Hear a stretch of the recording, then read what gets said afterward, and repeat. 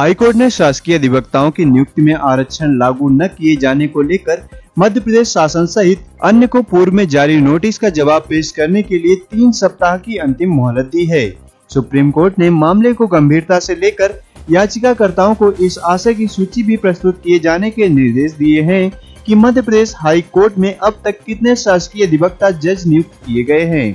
Advocate Rameshwar Thakur ने बताया कि पूर्व में मध्य प्रदेश हाई कोर्ट में इसी सिलसिले में जनहित याचिका दायर की हुई थी। OBC advocates welfare association Madhya Pradesh की यह जनहित याचिका राज्य शासन की ओर से प्रस्तुत उस जवाब को अभिलेख में लेने के बाद निरस्त कर दी गई थी कि शासकीय अधिवक्ता का पद संविदा आधारित होता है, अतः आरक्षण लागू करने का प्रावधान नहीं हो सकता। इससे पूर्व जनहित याचिकाकर्ता की ओर से अधिवक्ता रामेश्वर सिंह ठाकुर व विनायक प्रसाद शाह ने दलील दी थी कि नियमानुसार शासकीय अधिवक्ताओं की नियुक्ति में अधिनियम 1994 के प्राविधान लागू किए जाने चाहिए। OBC advocates welfare association Madhya Pradesh ने हाई कोर्ट के आदेश व राज्य शासन के जवाब को चुनौती देते हुए सुप्रीम कोर्ट में विशेष अनुमति याचिका दायर कर दी। 10 अक्टूबर को तत्कालीन प्रधान न्यायाधीश यूयू ललित व न्यायमूर्ति एसआर भट्ट की युगल पीठ ने मामले की प्रारंभिक सुनवाई करते हुए मध्य प्रदेश शासन को नोटिस जारी किए थे।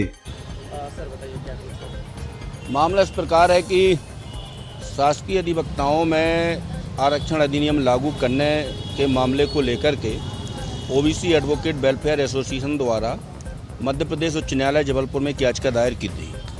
इस याचिका को सिंगल बेंच ने भी यह कहते हुए खारिज किया था कि हम राज्य शासन को आदेश नहीं दे सकते हैं नियम लागू करने के लिए। उसके खिलाफ डिवीज़न बेंच में अपील की गई थी। डिवीज़न बेंच ने ये कहा था कि ये कोर्ट शासन को आदेश नहीं दे सकती है, जो सिंगल बेंच ने आदेश पारित किया है वो सही है, और चूंकि शासन ने ही कानून बनाया है और शासन वॉलंटरी इसको लागू करे या ना करे, court is not entitled to pass any direction in respect to the implementation of this act. इसके खिलाफ सुप्रीम कोर्ट में एसएलपी दायर की है, जिसकी प्रारंभिक सुनवाई 10 अक्टूबर को हुई थी। माननीय तत्कालीन चीफ जस्टिस और जस्टिस भाट साहब की बेंच ने नोटिस किया था और शासन को 6 सप्ताह का समय दिया था जवाब दाखिल करने के लिए, और इसकी दूसरी सुनवाई आज 28 तारीख को जस्टिस बोपन्ना और जस्टिस भाट की बेंच में लगा हुआ था। और शासन की तरफ से जो अधिवक्ता खड़े हुए थे मिस्टर मिश्रा, उन्होंने 3 सप्ताह का समय मांगा था। कोर्ट ने स्ट्रिक्टली कहा कि भाई इसमें जो इश्यू इन्वॉल्व हैं, आपका रिप्लाई इसमें आवश्यक है और आवश्यक रूप से 3 सप्ताह के अंदर अब आप इसमें जवाब दाखिल करें, अन्यथा एक्स पार्टी डिसाइड कर दिया जाएगा। एक महत्वपूर्ण तथ्य यह है कि पंजाब सरकार ने अपनी समस्त शासकीय अधिवक्ताओं की नियुक्तियों में आरक्षण अधिनियम लागू कर दिया है। मध्य प्रदेश राज्य एक ऐसा राज्य है कि जहां परिभाषा खंड में स्थापना की परिभाषा में एडवोकेट जनरल ऑफिस कवर्ड है, और जो लोक सेवक का पद है उसकी परिभाषा के अंतर्गत शासकीय अधिवक्ता का पद भी इक्वली कवर्ड है।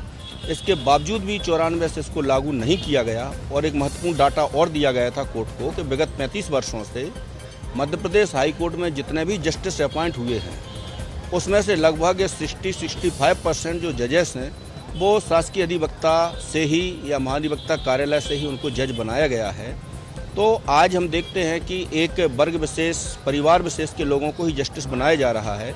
बाकी जो मेरिटोरियस हैं एडवोकेट्स, उनको अपॉर्चुनिटी नहीं मिल रही है। और यदि ये नियम लागू होता है तो सभी मेरिटोरियस वर्गों के अधिवक्ताओं को इसमें चांस मिलेंगे और न्याय में भी गुणवत्ता आएगी। इस मामले को लेकर के सुप्रीम कोर्ट में अगली सुनवाई अगले महीने होगी, अभी तारीख निश्चित नहीं हुई है।